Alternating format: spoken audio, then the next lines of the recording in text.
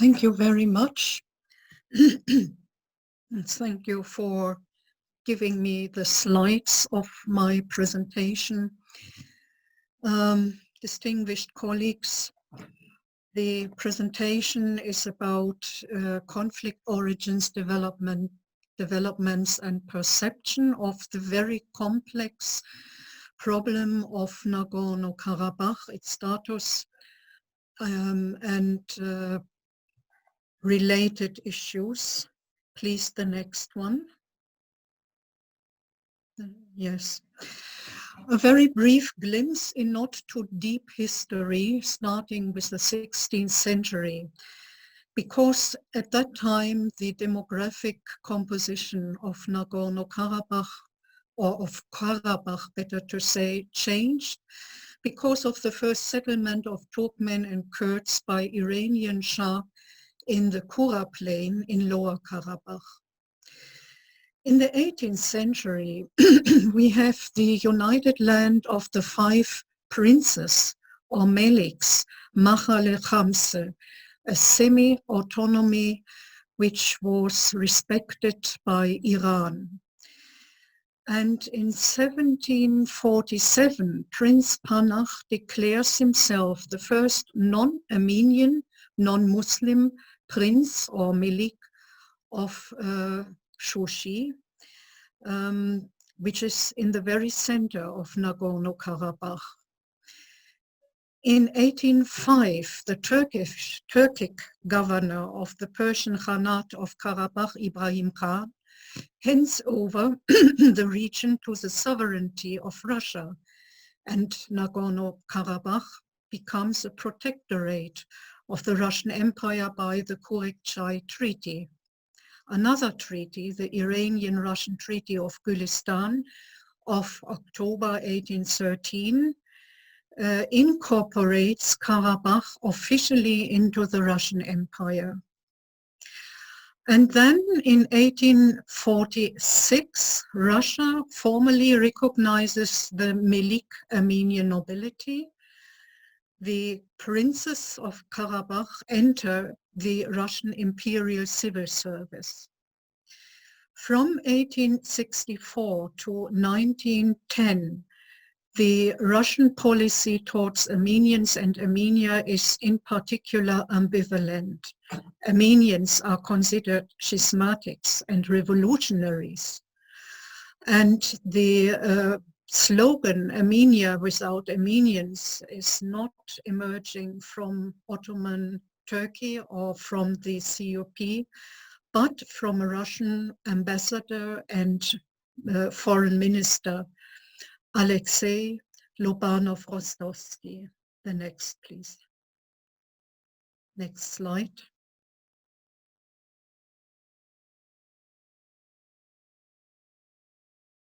The next slide shows the united land of the 5 meliks, Mahale Khamse, with its 5 semi-autonomous principalities in comparison to the borders of the later autonomous region of Nagorno-Karabakh. And clearly we can see that the autonomous region was just the central third of the entire territory, leaving outside its borders huge parts in the north, in particular, in the east and also in the west.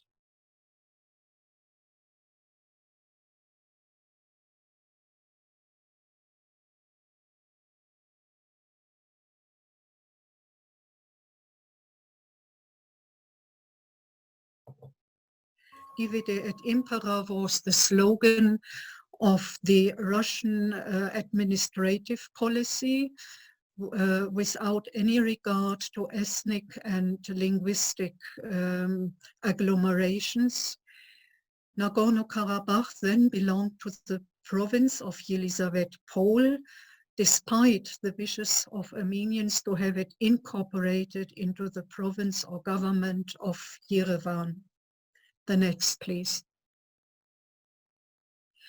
The early 20th century brought the collapse of the Russian Empire. It brought crisis, transformation, and massacres.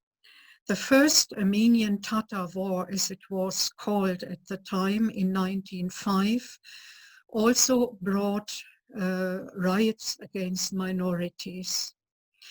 And then the second Armenian-Tatar war in the period of 1918 to 1920 saw larger massacres, in particular in Baku in 1918, with 30,000 Armenian victims, and in the capital, the historical capital of Karabakh in Shushi, with 20,000 in March 1920.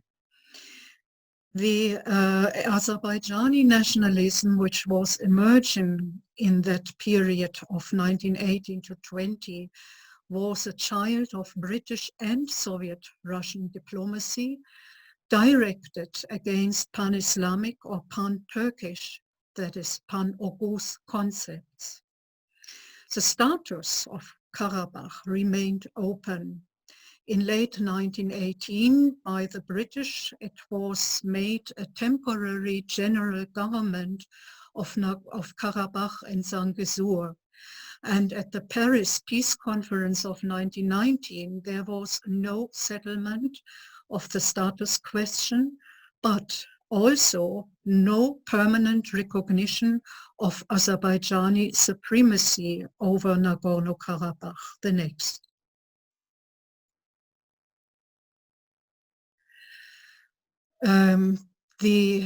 Under Soviet rule, Karabakh was a bargaining chip for Soviet-Russian alliance policy.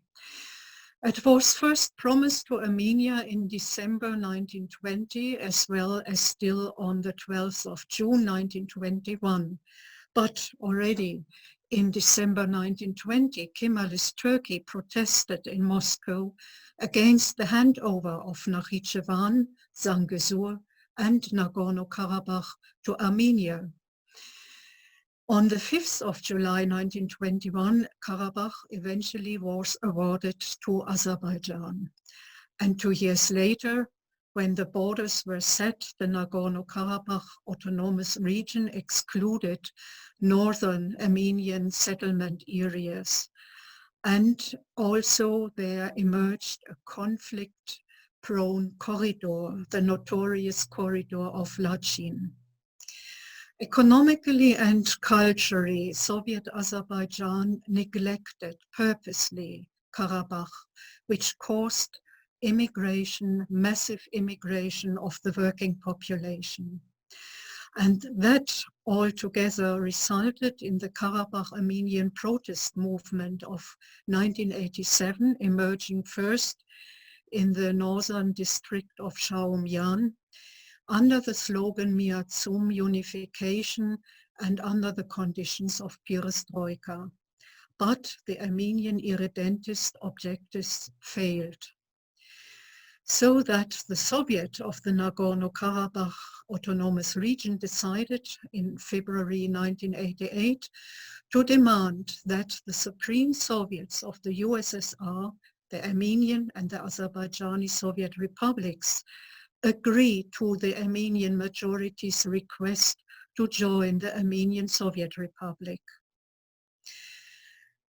And that was followed by renewed Armenian massacres in Sumgait, in Ganja, Kirovabat at the time, Baku, and elsewhere.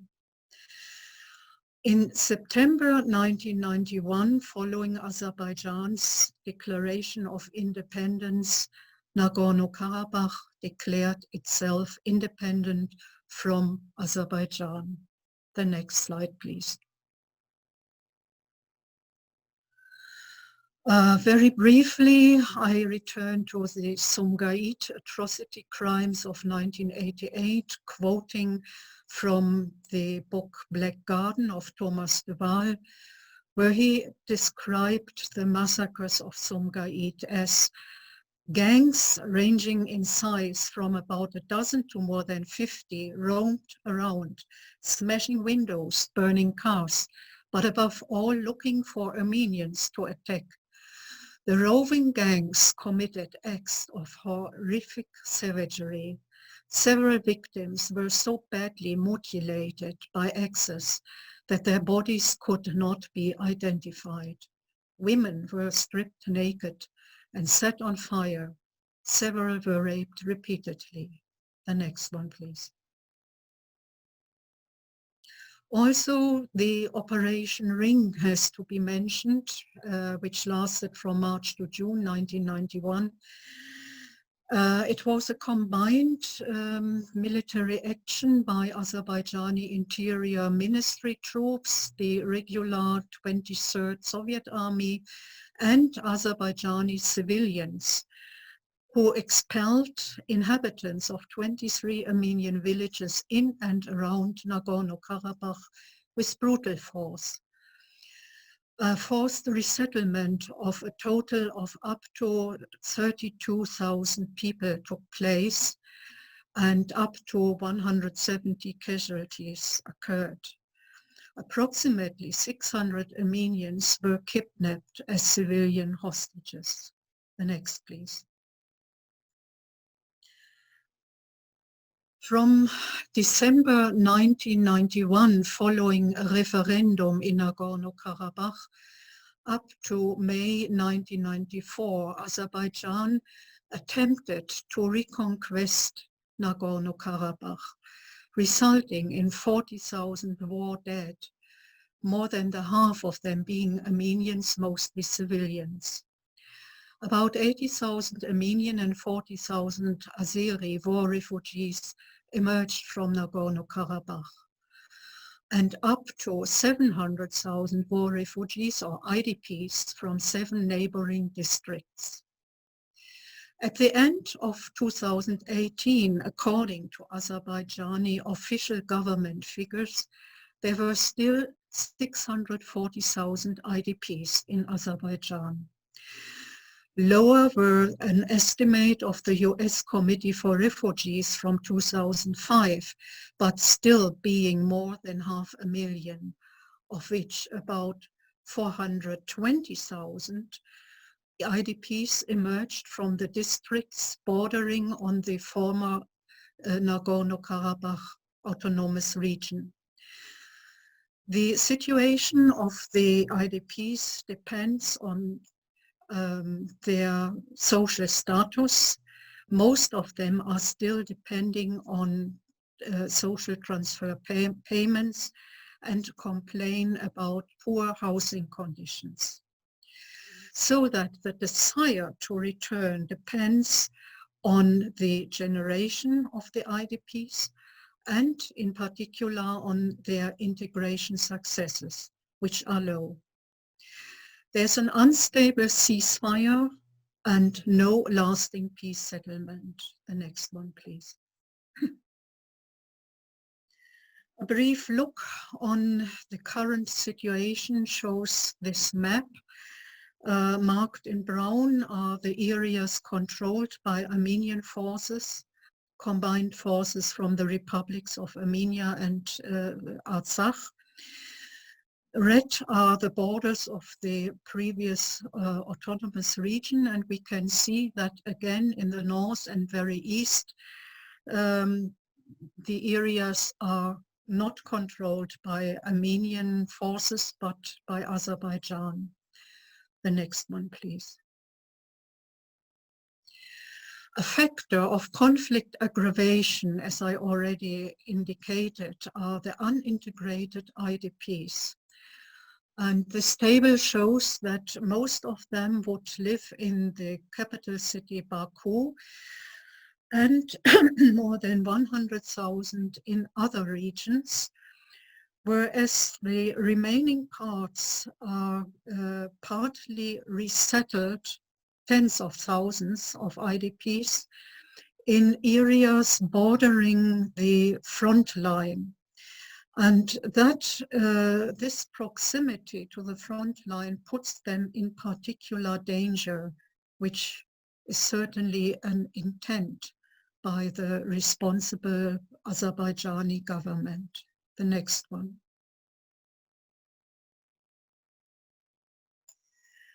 Another factor of conflict aggravation is the arms build-up and arms race, the increase in annual expenditure on the military budget, both in Armenia and Azerbaijan. Both countries, according to the Global Militarization Index, belong to the 10 states which spend most of their budget and the highest amount on military expenses. Azerbaijan is a driving force here since 2004 and reached a peak in 2015 with nearly $5 billion expenditure on the military budget. That has decreased following the decrease of the market price for oil. This year, Azerbaijan spent nevertheless more than 2 billion euro on military purposes, whereas the Armenian amount was $631 million. The next, please. If we compare both countries for the indicators of territories and populations, we see a clear asymmetry between Armenia and Artsakh on the one side, Azerbaijan on the other. The next, please. Coming to perceptions, there are interesting structural commonalities. Armenians and Azeris see themselves, or Armenians see Azeris and Azeris see themselves as Turks. One nation in two states was a slogan shaped by Ilham Aliyev. Secondly, both nations see themselves as victims of mutual genocide. The Armenians see themselves as victims of pan-Turkish genocide and expulsion, and the Azeris as victims of Armenian genocide and expulsions. And both nations are familiar with irredentism. In the Armenian case, it is the longing for unification of the Artsakh and Armenian republics, whereas Azeris have more demanding goals. The Azeri irredentism would be the unification of South, that is Iranian, and North Azerbaijan. The next one. Eventually, I come to an attempt of a human rights assessment of all the facts during at least the last 30 years. Crimes against humanity, according to the Rome Statutes of 1998, Article 7, Paragraph 1, have been committed: mass murder, torture, rape, forced resettlement, and deportation, and group persecution based solely on ethnicity. War crimes, there are air raids and bombing of the unfortified and unprotected capital Stepanakert during 1991 to 92, and numerous villages during the already mentioned Operation Ring. Currently, military attacks on civilian facilities such as schools, kindergartens, hospitals have to be mentioned, and the use of cluster and phosphor bombs. And the third important factor in the legal context is the impunity of perpetrators during 1988 and 1991. In 1993, post-Soviet Azerbaijan declared an amnesty of about 100 mostly juvenile offenders of the Sumgait pogrom of 1988. I thank you for your attention.